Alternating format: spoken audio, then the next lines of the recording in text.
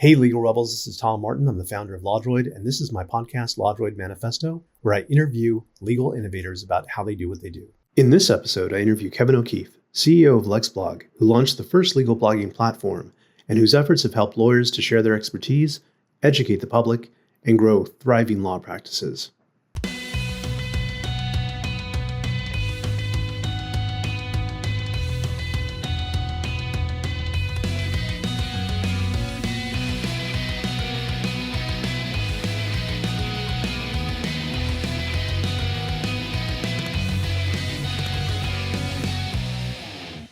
Hey there, welcome to the LawDroid Manifesto podcast. My name is Tom Martin, your host. And today our guest is Kevin O'Keefe, who is the godfather of legal blogging. So happy to have him on the show. Welcome, Kevin. No, it's great. It's great to be here. My pleasure. I'm impressed with your reach across the internet in all different types of ways, including by doing this podcast. Well, thank you. I mean, you're one of my first guests on my LawDroid Manifesto podcast, and I couldn't think of a better person to talk with about your background in blogging and where you've come. It's been a crazy past year, I believe, with what you've been doing with AI, right?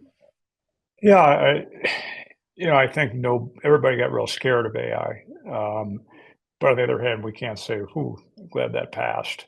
That we went through that in 99, 2000, 2001, when, we were building .com companies and everything crashed. But it was tied to a more financial community than it was whether the internet was real or not. So, but there were a lot of people that thought that the internet was over by about 2000. Weren't going to be websites or things like Google. It evolved. So I think we're going to run that same type of scenario. The thing that might be a little bit different here is the AI companies may be more resilient to the roller coaster because it is less expensive to do things today than it was 2 decades ago. To build a technology company or to build a web-based company costs a lot of money. I mean, there's databases that are free that are more powerful than one that cost me $500,000 to build. That's the type of thing. And so for a venture capital company to put money into AI and do something, it's a lot less. Yeah. And I think that's a great taste of where we're going to go with the conversation.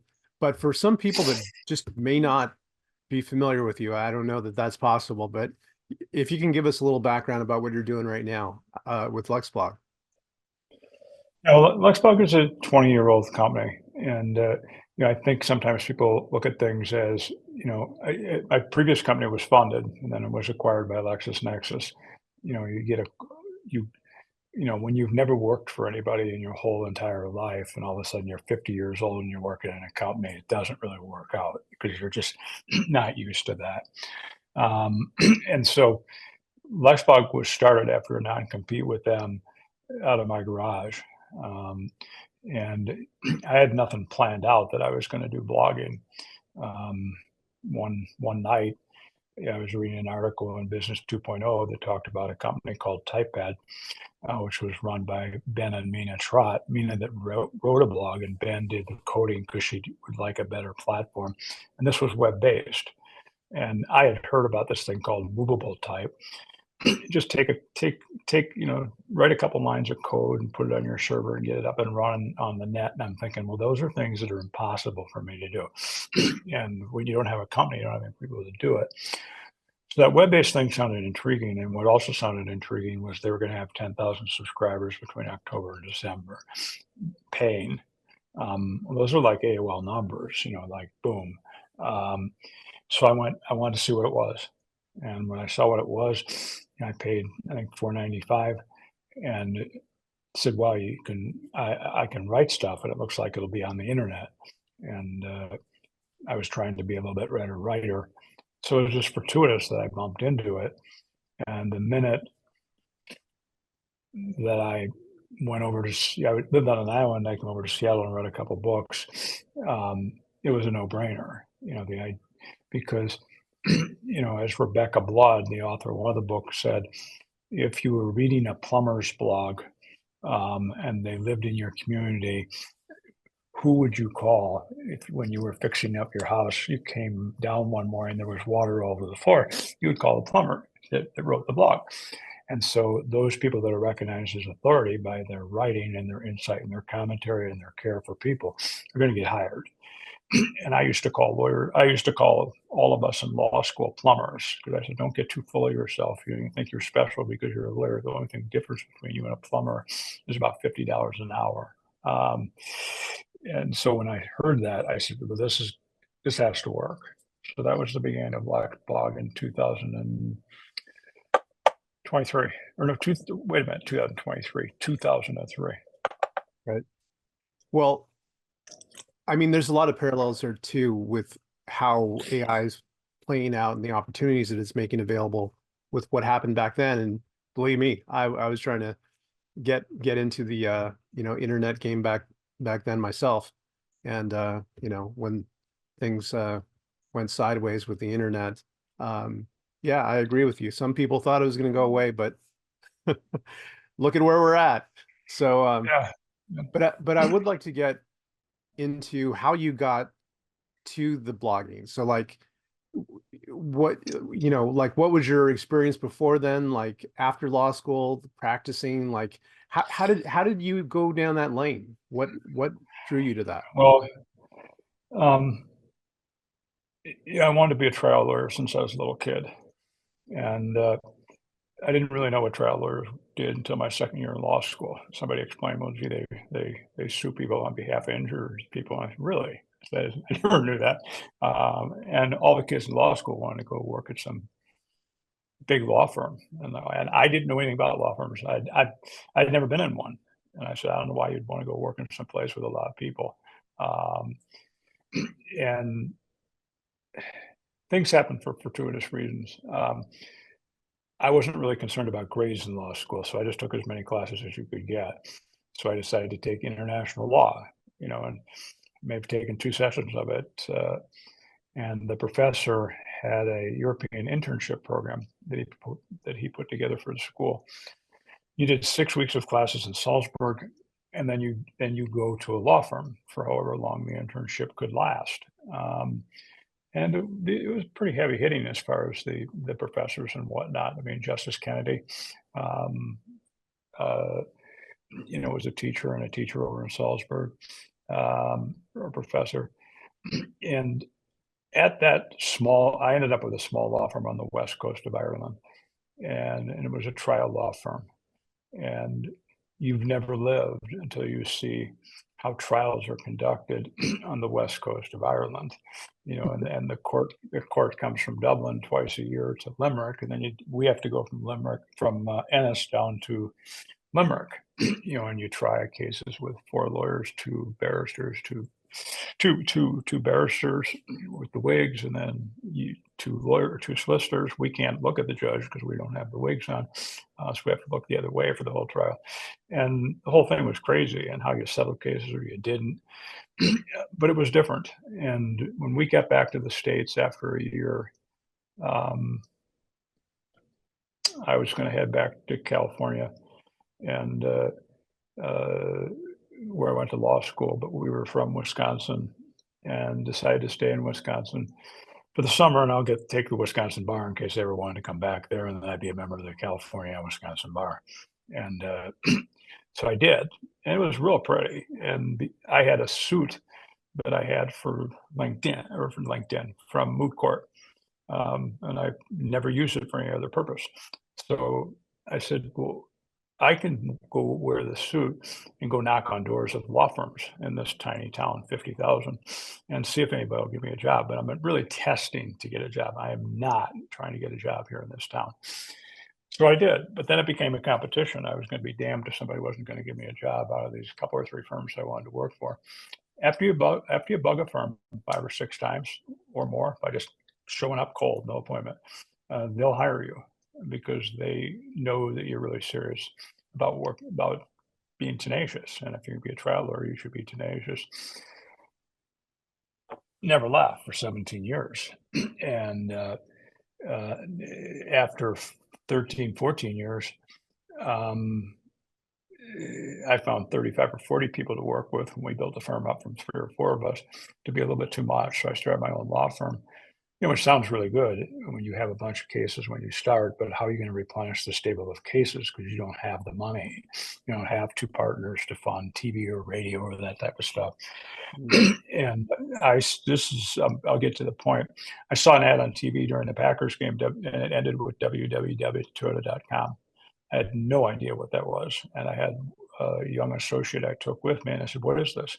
And he says, "That's the World Wide Web." And I said, "What does Toyota need with the education what the military uses?" And he goes, "Well, they could use it for advertising." I said, "Well, how?" He goes, "They could have a website." And I said, "How would they get a website?" And then I asked him, how do you reach this thing? And he said, "Well, you could have an ISP, as I understand, if I can recall correctly, or you could go to AOL." And I said, "Well, you mean those floppy disks that I see out at Barnes and Noble when I take my kids out there?" He goes, "Yeah, that way." So I immediately got an AOL and I started answering questions on the areas that I knew something about, and I loved it. And then every morning, my assistant and she could key in faster than I could. We would open up the folders of questions and we'd answer them, and then we archived them. And then we built 4 listservs on the same topics, and we were off and running. Who knows? It may have been the largest operation of helping people, because for each of 70 lawyers in the United States, each of 70 cities, we had 4 lawyers. So you had a workers' comp, med mal, personal injury, and plaintiff's employment lawyer in the top 70. And if somebody needed a lawyer over the internet, they would be told, and then faxes would go out at night to the lawyers because not every lawyer had email. And so, Mrs. Jones may be reaching out to you on a case involving her husband on a serious medical malpractice case. If you could be kind and help her out, that'd be good.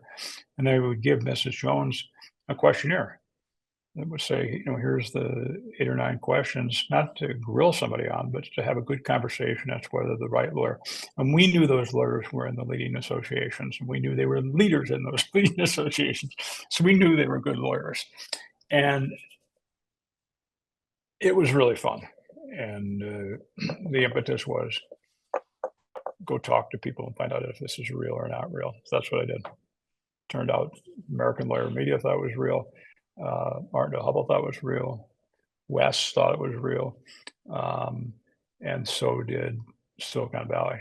And so, but to get money, I had to move to Seattle, Austin, Silicon Valley, or Boston. So, you do crazy things. You got 5 kids and you're living down the street from grandparents, 4 blocks. You have an old Victorian house that we're going to have for the rest of our lives, and come home and say, we got to move. That's the story. That's how I got bumped into the internet. I was no tech guru, or I never owned a computer. I don't know how to code. And I think too many people get caught up in that. They have to do that or have some technical background. But what I hear from you is that, grit, tenacity, curiosity, and then having the courage to jump on it.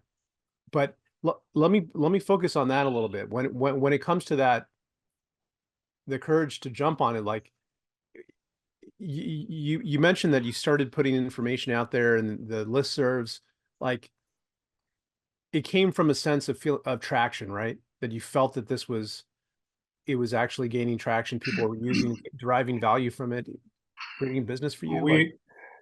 The thing that drove our law firm was that all decisions would be based on care for other people, not for ourselves. We weren't going to be driven by money. The money will follow the care for people. So this was just sucked us in, because it was like care on steroids. Look how many people we could help. And it was a lot of fun. I mean, I went out and got somebody that I knew from a charitable board, and I said, "Would you like to be the director of the Prairie Law community?" She goes, "I've never been on the internet." I said, "That doesn't matter." I said, "You really care about people, and you'll do a great job." She ended up being at LexisNexis for probably 9 or 10 years because she did such a good job after the acquisition. So it was that type of thing. I don't know that we were driven by this is going to build the law firm, or, it's kind of strange when I think back on it. We had no goals. We occasionally somebody would call up and say, we need your employer identification number, which means somebody's going to send us a referral check, but we never asked for any referrals. Um, And by the way, I think you and I have a lot in common in that the yeah, way. yeah, yeah. I mean, we've talked about the other thing. I don't know whether everybody would do it. Um, in those days, and even not that long ago, you would get envelopes with credit cards that just said, just sign it, and then you can use this credit card. And when they came into the office, somebody would just cut them in half and throw them away. I told Sarah, I said, those that are coming in, keep them. And as we need them, we will use them. So those credit cards went to $100,000 without any reasonable way to repay them. So they were going to get repaid, when and if I got, venture capital to do the company. And I don't know that I told my wife Jill, the crazy stuff that putting all that at risk. But those credit cards twice went to 100 grand. Once to get to Seattle, and then once in Seattle. So you have to do crazy stuff, and be confident that it works, because you can see the plains on the other side of the mountain from this side. The other people, all they can see is the mountain. So they're going, how are we going to get through that? How are we going to get over that? And you're just going, well, can't you see it? I mean, nobody else can see it. So to the entrepreneur, they're willing to put a lot on the line. The younger, the better, because they won't have hit as many brick walls before to have felt the pain. So they're more likely to take greater chances. I agree wholeheartedly with that. Um, One thing I want to touch on though is like, so you did that at the beginning, after the internet revolution, seeing where it can go, seeing what the promise of it is. Did you feel that same sense when, generative AI with ChatGPT dropped at the end of 2022? Like, did you feel that sense again? Like, how did it translate for you?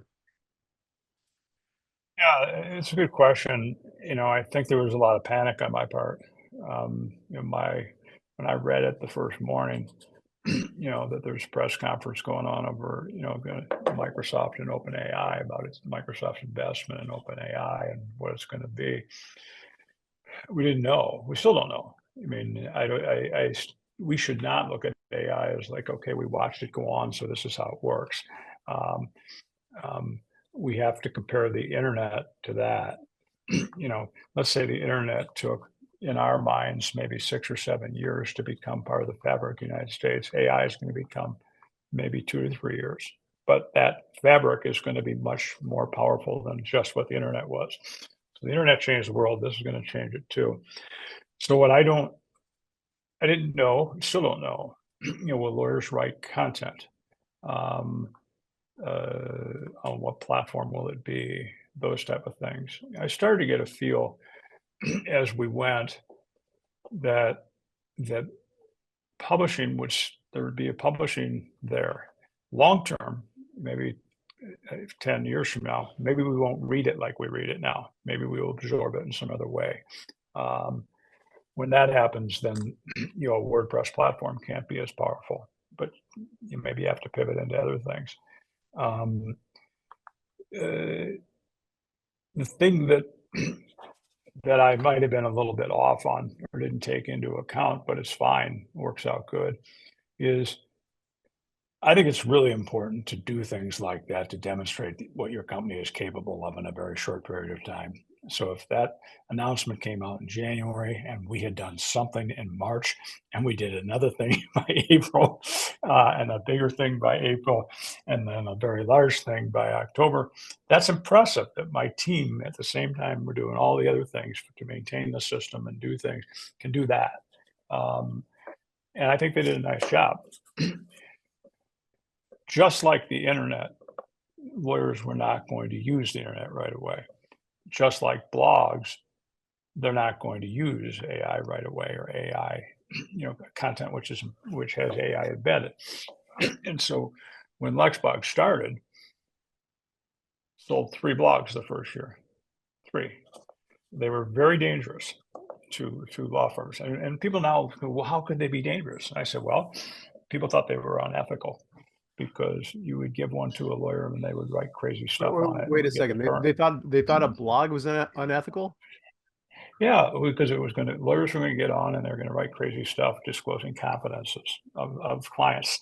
It was like you gave them something at a cocktail party and it was going to shoot out clients' information. Sounds familiar. Yeah, so there were a lot of reasons as to why they was anybody going to read them? Would they be taken seriously? Would it make their firms look bad that they had a blog? Skadden just basically said Skadden doesn't blog. Skadden doesn't have blog, so they would brag that. And so you had to go out and you didn't go out, I just blogged and blogged. And then there's more I blog occasionally, got some people that contacted us. And us was me and 2 other people. So it wasn't easy to get off the ground. And the other thing you had to do was somebody said, did you say blog? Yeah, blog. What is a blog? And then you'd have to explain it because they had no clue. Okay. Now that I understand what a blog is, how do people use them? Okay, now that I understand how to use them, how would a law firm use them? And so it was a concept that hadn't heard about before and couldn't apply it to how a firm could value from it. And so you probably had most of the marketing community telling people that Keith was a liar, that people could get work from blogs. And so it takes time. And I don't know why, but it was clear as day to me that lots of lawyers would use them. And we guaranteed the success. So I didn't guarantee our service. I guaranteed if at the end of a year you didn't think it was a great thing to have done, just let me know and we'll refund whatever you think is fair. Wow. And at the end of 2 years, if you didn't think it changed your life and it changed your family, let me know. And so that was the goal, is to change people's lives. And because think about it, you're a practicing lawyer, you got some work coming in, but you always want more. And 2 years from that, you got better work than you ever have coming, and it's never going to stop. And it comes because you care enough to share your insight and commentary on what you read and see. Right. Maybe it takes 2 hours a month. But it's also like, especially back then, something that keeps on giving, because once you put that content out there, it only grows in terms of authority, in terms of people. There's where it's really interesting with AI, because AI puts things up based on authority. So people that have written all the content on the subjects are the authorities, and it's their content. And some of the AI versions are giving the citation to the lawyer. So if you're going after a niche right now and you aren't blogging, you're moving behind in light years because you have no referral base. And if you think that people are going to do a search and then see 8 results and open them and go through them and try to get the information they want, a year from now or 2 years from now, that's insane. You're gonna go in, you're gonna get the answer. And based on the authority that's given, you're gonna trust the answer. So, and you're done. So, if I need information as an employer on the Family and Medical Leave Act, and I put in a question, there's the answer, and it says that Jeff Nowak is the source, done. Jeff's the godfather, because he's probably been blogging for a dozen years or more. And so that's the interesting thing with blogging and AI, the intersection, that I think law firms don't realize. What do you think about the danger or the fear of disintermediation, that essentially the AI is by training on that information, going to itself become the authority? I don't know. I think that it's going to take, somebody cited me in the last week or two saying you could have an open book test, but somebody's still got to know the subject well enough to use that information from the open book. And that's not bad, because AI can give you different stuff, but you're going to have to piece it together. Is it going to be able to put the whole piece of the puzzle together? I don't know. Maybe it will at some point in time. I do think somebody's going to need to steer it. Um, that's just my gut. And from a lawyer's perspective, you want to be in that place of authority when things shake out, because you could be the lawyer and say, I didn't really act as far as publishing, and I was hoping it wasn't going to come out that way. Well, that's too late, 5, 6, 10 years from now, really. So I think it's one of those things you really don't have any choice other than to participate if you want to be a leading lawyer. And then as your insight and commentary becomes valuable in AI and you start to understand how to use AI, it's like any tool. A surgeon with the right tools might be able to do better surgery. Now that you know how to use AI or it works with you, you'll know how to do things better for clients. Yeah, I agree. And I think a happy medium that hopefully plays out is that there is built-in attribution for everything, citations for everything, not just from legitimizing the results, but also from the point of making the economy of people contributing their ideas and knowledge worthwhile.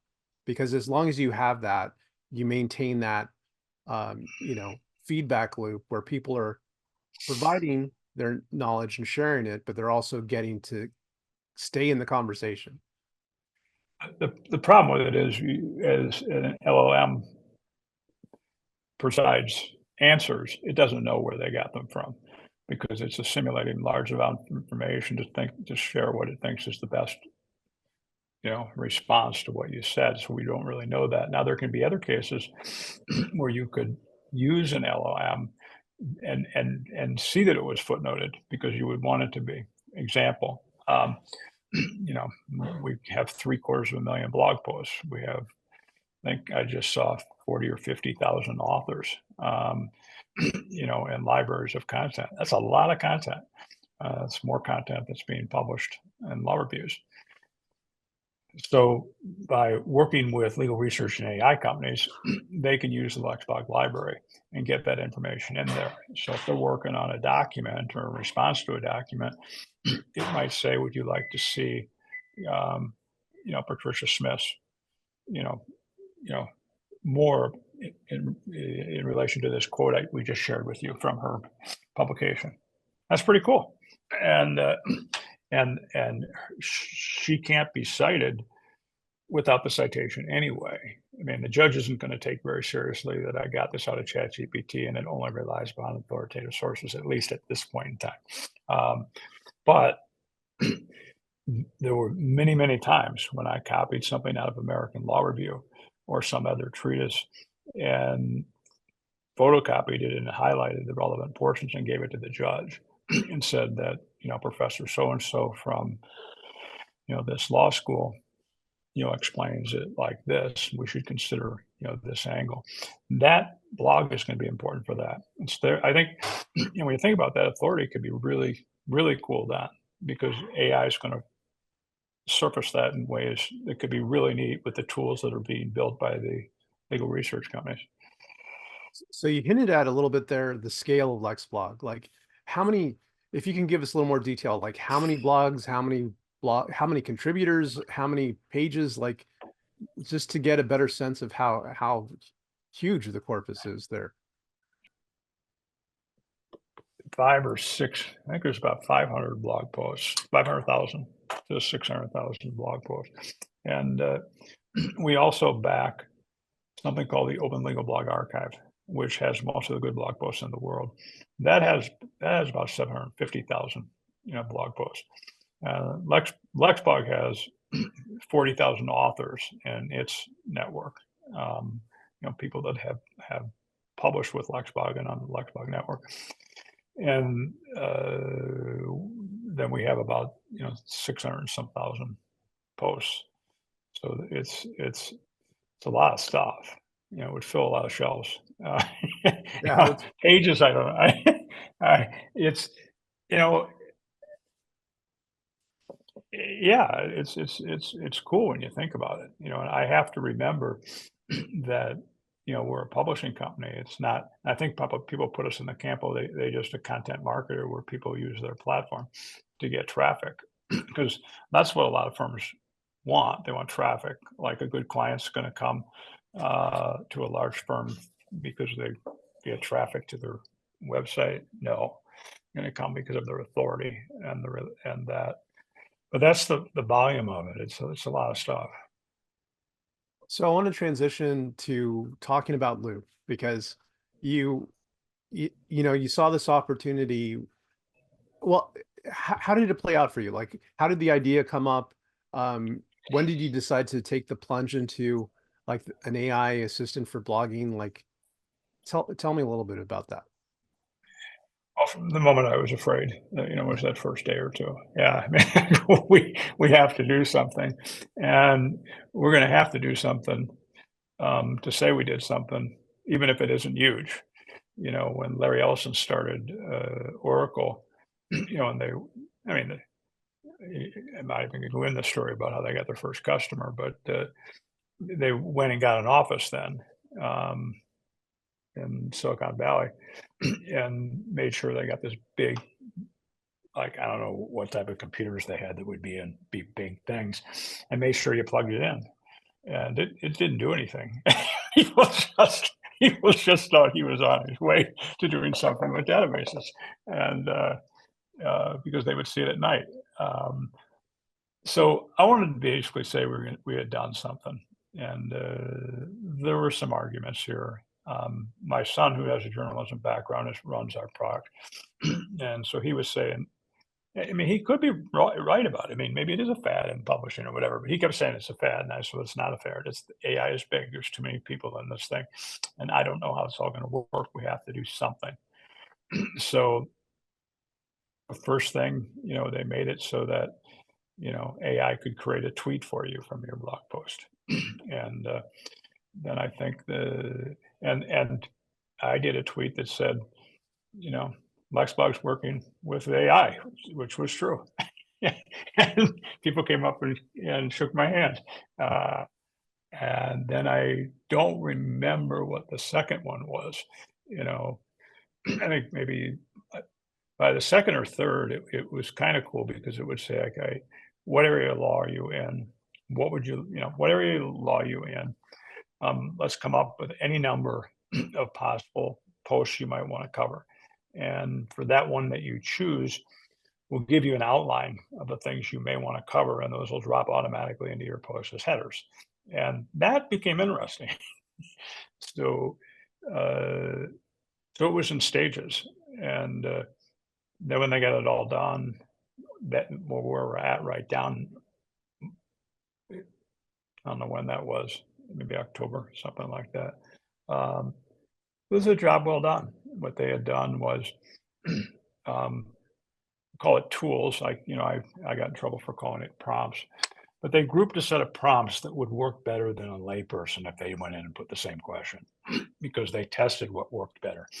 And so for the first set were on ideation. So coming up with ideas for your blog post. Then the next set were working on your blog post. So you get done with it.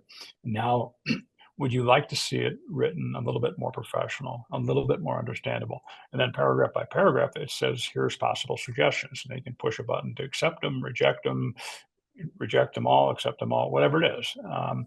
And it's cool that it does that, because I use AI that way. And then there are ways just very practical, for social, send this blog post in an email to this person, which lawyers tend to try to do, but they don't have the time. Prepare a summary of this post, a mini post, if you will, for LinkedIn, and automatically have it drop into your LinkedIn profile where you can make changes to it or not. Twitter, Facebook. So now it starts to get pretty interesting. Put them in the right tags because oftentimes a firm may have a lawyer publish it, but then it becomes other people that have to tag the content for the right tags on this blog. Because maybe the piece came from a lawyer that wasn't even familiar with this blog. They're right over here. So that became real handy for business development and information management people in the firms. So it's just trying to work with them. And so now, we don't have a huge number, but we got some, and we have some major law firms that are testing it with us. And that's a gift to us. It's not a gift to them, because we need that feedback. We need to know what to do. But I sat, well, I talked by Zoom with a law firm with 2,500 lawyers all around the world on Monday. And I asked, and I've known him for years, and he's the CMO. And he goes, "What did you do? How did you do it? What platform? All this type of stuff." He's very innovative, very tech oriented, and he goes, "The thing with AI, none of us use this stuff yet because we don't trust it." So it's just not. I mean, really. I mean, I don't know what's going on, but I haven't heard of any large announcements where Casetext and Thomson Reuters announced that this multinational firm is now using AI across their firm. And maybe they have. Maybe they're doing it in partnership to test it. But it's a scary thing. And so what you have to do is build trust, look for partners that use it.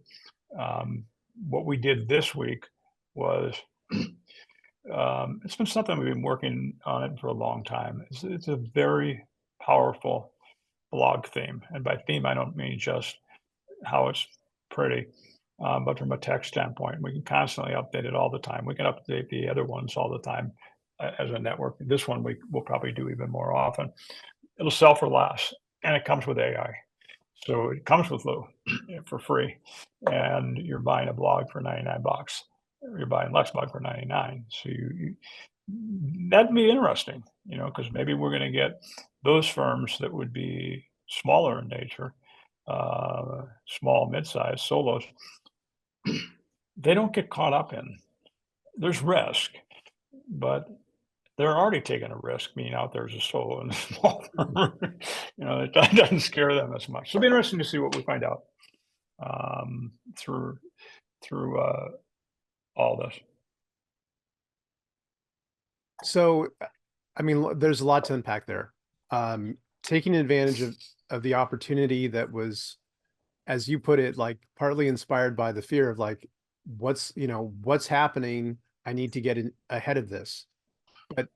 But that instinct to want to get ahead of it and be part of the conversation and be part of that experimentation is something that you have done your whole life based upon, what you shared with me about going to work at the law firm, going all into the internet and then blogging. So it just seems like a natural progression of your experimentation with technology and where it's going to go. I think you all, obviously you also have the advantage of having these past relationships with people where you can work with a scale of a law firm like that with 2,500 attorneys and get that feedback because you have that built-in relationship. And that's, I think, extremely advantageous to be able to get the kind of honest, feedback that we all need to make these things better. Yeah, and they're busy. It's becoming harder to get a hold of them now as nobody's in their offices. So you have to get people over the telephone at home and stuff. But yeah, if somebody would have told me when we started the company that don't worry, you'll have the largest firm in the 3 largest countries in the world, I would have said, I don't know how that's possible.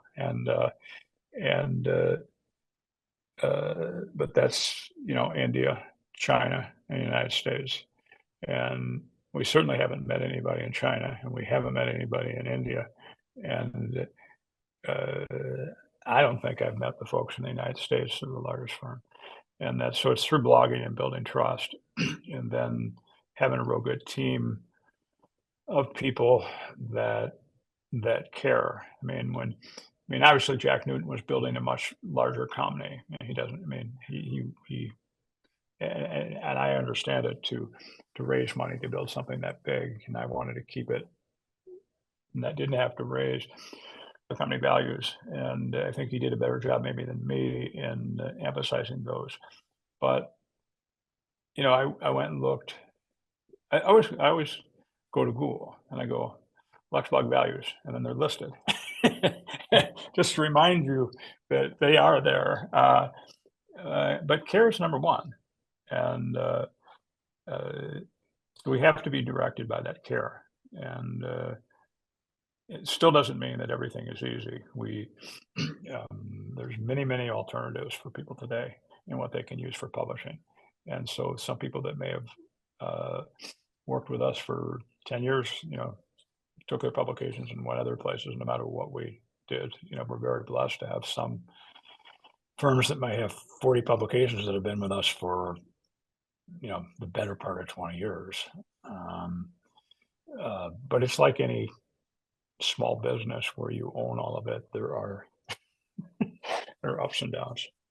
Yeah, there's definitely ups and downs, but I think that by you creating a very clear vision and culture of what you want and what you want to project, it draws in people that are attracted to that. And so it's kind of a positive self-fulfilling prophecy in that because you attract like people, you get to continue that community, which is a positive one, rather than if it was focused on the bottom line solely, then you get what it is to some extent focused on the bottom line. Let's talk it by the leadership meeting as to what's going on with sales. So we do. Yeah. But I agree, you have to somehow lift yourself from that, which if somebody said, how good is Kevin at that? And they would say, Kevin's not good at all at that. Kevin gets to the bottom line very fast as far as anxiety or whatever. But somehow you have to tell yourself that we built this thing because we care. Well, it definitely comes through. We try. All of the things that you mentioned about Lou. By the way, how did you come up? Why Lou? You build it first. You're doing it, you're building it, and we're going to launch it. And I said, well, it's going to have a name. And people go, why does it need a name? It's just like another part on the platform. I said, no. This is going to be like cool stuff in the tech industry. It's got to have a name. There were all types of names over weeks, maybe could have been months. And then our head of ops said, well, what about Lewis? And Lewis was my lab that I ran with every morning that passed away a month before that or something like that. I said, we're not going to go around and feel like this is named after a dog that has passed away that we feel sorry for. So then we went on and did other names. And then all of a sudden it was, well, what about Lou? We called him that too. And so we ran with Lou because I looked up Lou on ChatGPT and I said, what does Lou connote to people? Care, approachable, helpful. I go, well, if that's true, it's going to be a good name. So there was some discussion there. We shouldn't name it, whatever. But let me tell you, at the LMA, when we got there, and now we had done the third step or whatever we were building. So we did the big launch of AI, but we haven't built the platform yet.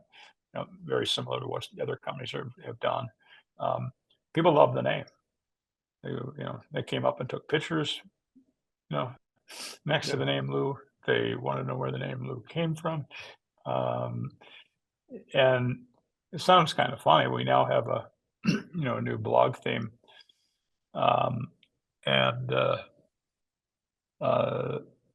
With Lou.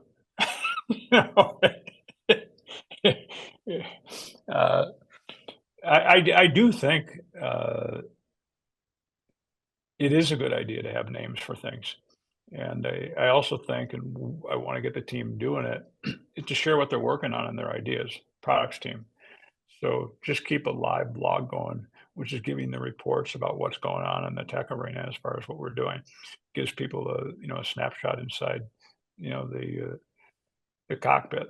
And we're not giving anything secret away. If people want to copy it, they can do it. But to start doing more of the transparency about things, names, products, all that. Yeah, we could talk forever on that. Go get the AWS story about what a blog did to help build that. Well, I think it's a great name. It's a very dependable, friendly guy, Lou. Lou Inc. Lou, it's Ask Lou Inc. Well, let me ask you the question that always comes up. What do you think the future of it's going to be? Like, where do you think it's going? Lou or AI? Well, specifically for blogging. So Lou, like where do you think the future of that is? Let's say 5 years from now. Well, it'll change faster because of AI. So our ability to think and to process will be faster. So don't look at don't look at the how this technology is working. Think about how the fast we get answers to things and we do things. And what will that mean for maybe it'll take a little bit longer because people are going to have to go through school and have their way. You and I didn't go to school with AI. You and I didn't go to school with how we process information and how we learn and how we do things faster to help people. If anything's going to help, climate change, it's going to be AI and technology. It certainly ain't going to be humans. So I don't know. I do think thought is around for a while, but I hope how so. it kind well, how it's delivered, we don't know. I mean, I don't know that I'm hedging my bet, but I like the fact that LexBlog has relationships with all these authors and have accumulated all this information and has the ability to disseminate it, and all these people want their content to be disseminated. And the Open Legal Blog Archive, which is all the blogs that went through three library sciences interns to accumulate blogs. We just had the first lawyer ever last night to say somebody stole her content and she'd like it taken down. And I said, we'll take it down. That's no problem. But it's kind of like having your stuff in a library. These happen to be all the credible legal blogs in the world. Nobody's trying to benefit from your content. Nobody indexes your content. So that's fun stuff. That's a lot of knowledge there. If somebody's listening to this and they're a lawyer and they're thinking about, putting their content out either on their own blog or on Substack or, on LexBlog, like what would be your recommendation to them about how to get started and what they should be focusing on? Have a niche. Don't get caught up in that idea that if I focus on too tight a niche, people will think I only do that. It's just the opposite. Because when you have a real niche, you have trust. And when you have trust, people will come in and ask you to do their divorce, even if you're doing something that's 80 miles away from that, because they've learned to trust you. And if you don't do it in a niche, you're just not going to rise. And if you do it on a niche and you're married and you have kids, their lives are all going to change. So that's really important. And study about the niches that are available in your state. Where, what other states, what other cities of similar size have blogs that have taken off on that subject? I mean, hell, there was a guy that took, two phone books, one from Chicago, one from New York, and rode the train from New York to Chicago and compared what Chicago didn't have that New York had. He became a multimillionaire and philanthropist in Chicago. And it wasn't very hard. We have the internet today. You can go to ChatGPT. You can put in, I'm a young lawyer, I'm going to Iowa. What area of the law do you think I should get in? Ag. Why? It's 95% of the economy between ag companies and farmers. How much land is owned by, ag companies and farmers? It's like 95%. it's a $85 billion thing. Okay, would a blog be a good area, good way to market myself? Yes, it would be. What would be the blogs that might be a good subject? You've got a list of 8. When I saw that, and I was just experimenting to see if this type of stuff worked to help people. When I saw, succession planning for farmers and ag company owners, can you imagine writing on that subject? You'd be the only person in the state. Every financial planner would know who you are. Every farm organization would know who you are. You'd be speaking all over the state. You'd never have to worry about where your work is coming from again. And it happened because of, that's the best answer I can give you to the question. The platforms, are second. Do what you think, is best. I've not used Substack. It's a great platform from everything that I've heard. LexBlog was started a lot because Blogger was free, and so were some other things were free. And Tim Stanley, who started Fine Law and Justia, I was standing a few down at his place when I thought I might do the thing. He goes, "Well, Kevin, you can't do them. They're free." And I said, "Yeah, but lawyers don't do anything if they're afraid." And so if they don't know how to do something, they're afraid they'll look silly or they'll say something silly or they'll write something that say they won't do it. So I can build a company that'll remove that. And I can dress it up a little bit. I can provide the support, the strategy that I just went through, the coaching. If they ever have any questions or concerns, it's free. Just give us a call, text, email.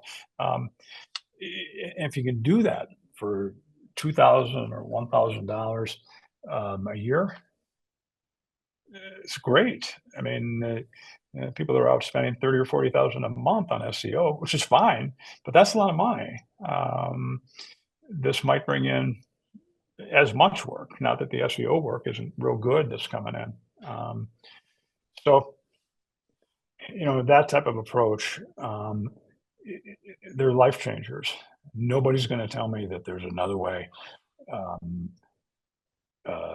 that works better to get work as a lawyer than to write and to speak and build a tremendous name, because I practice and I was not one of those lawyers.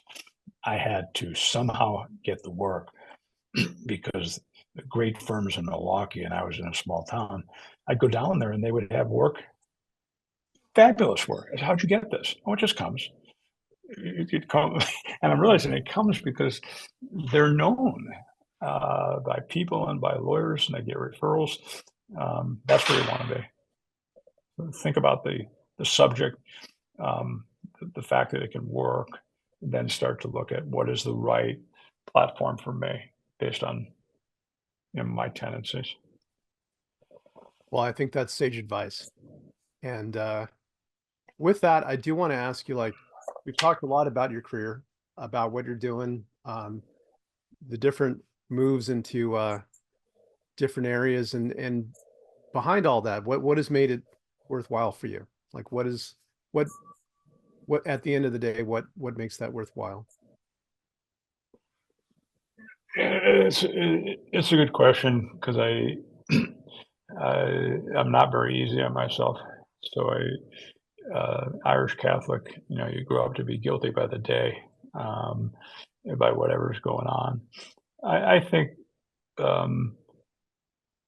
when, an employee's been here for 18 years and they've had 2 kids during that time, that's kind of cool. I mean, what gave me the right to have a crazy idea in a garage that can help somebody that now has 4 kids in their family? And our lead developer, at tech, he's 2 kids, since he started with the company. So that's pretty cool. And he'll probably be out skiing with those kids, tomorrow. So a lot of it can come down to that, because those employees ain't looking to get out in crazy land.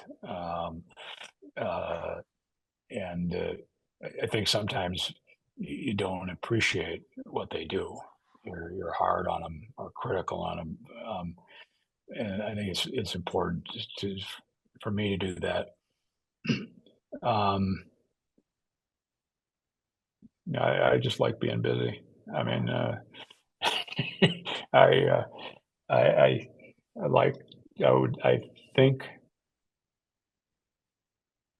we might be able to pull it off, who knows? But, you know, people don't think of family-owned companies. I think of like stuff like that, like from New Jersey or New York or from Chicago. But there were multi-generational family companies, whether they were restaurants or automotive repair or tile companies. My father came from, a tile company in Pennsylvania and then Atlantic City. Multi-generational in nature. You can see the pickup, you can see the trucks that brought out the tile. It's kind of cool. So this company could be multi-generational. There's 2 kids already working in it. Now we got to get through the roller coasters to make sure we get there. But that would be cool, and they'll let me walk around, sit in a chair.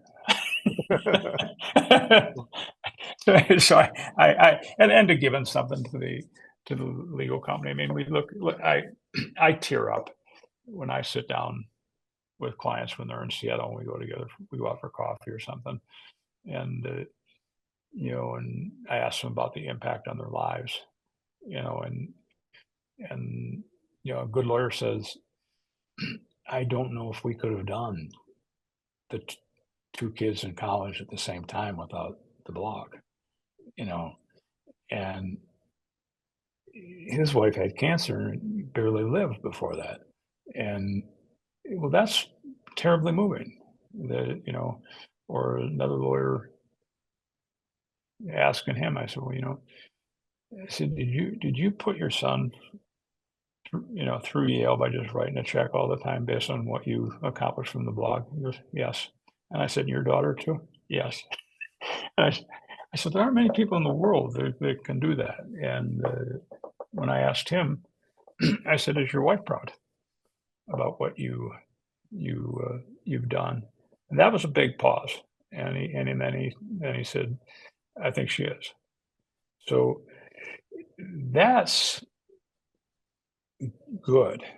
I may not agree with all of the sides that they're on all the time, but the impact to our clients' families, that's good. And we probably need to know more about it. So that compels us to continue to do good work. We can't fail them. Well, those are definitely stories that makes it all worthwhile. Yeah. One last question I have for you. Now, this one, as I mentioned, it's a little personal, but I like to give the people that watch and listen to this a taste of the speakers that I get to talk to. Is there a best childhood memory that you have? And It's funny. Yeah, it was funny when you asked that, and I'm going, well, I'll never remember that. I'll have to make something up. And then within 10 seconds, I kind of remembered it. And we lived in a town of 50,000 in Wisconsin when we moved from New York to Los Angeles to this tiny town. And it's not so tiny in Wisconsin. It's considered the 6th or 7th biggest. But it's only about 29 streets or 30 streets wide. On the Mississippi River on one side and the bluffs on the other side. And we lived against the bluffs, with an old barbed wire fence that must have kept the cows in from going up the bluff. But if you went over the barbed wire fence, you could start to hike up to the top of the bluff. And so that was my backyard. So that's kind of cool for a little kid to just walk up the bluff and up the path that went that way or down the other way, and you're realizing, okay, these were paths used by farmers, hunters, even though I'm in a basically metro area. Yeah, so I had fond memories of that, because you're by yourself. You're not at the local ski hill with, 1,000 people or something. So that was a good question. I wouldn't have remembered that maybe ever. It's a good memory. Yes. And one of being a bit of an explorer, right? Yeah, I mean, now I like cities somehow, but the ability to that's why I get people go hike. I mean, it must be just, Now I can't slow down enough to go on a hike. But that was a great question, and I'm amazed that I remembered something. Well, thank you so much, Kevin. It's been a pleasure speaking with you today. Likewise, it was very enjoyable. Thank you so much for watching the latest episode of the LawDroid Manifesto podcast. To keep in the loop about upcoming episodes, please subscribe to LawDroid Manifesto and you'll get notified. Thanks for watching. See you next time.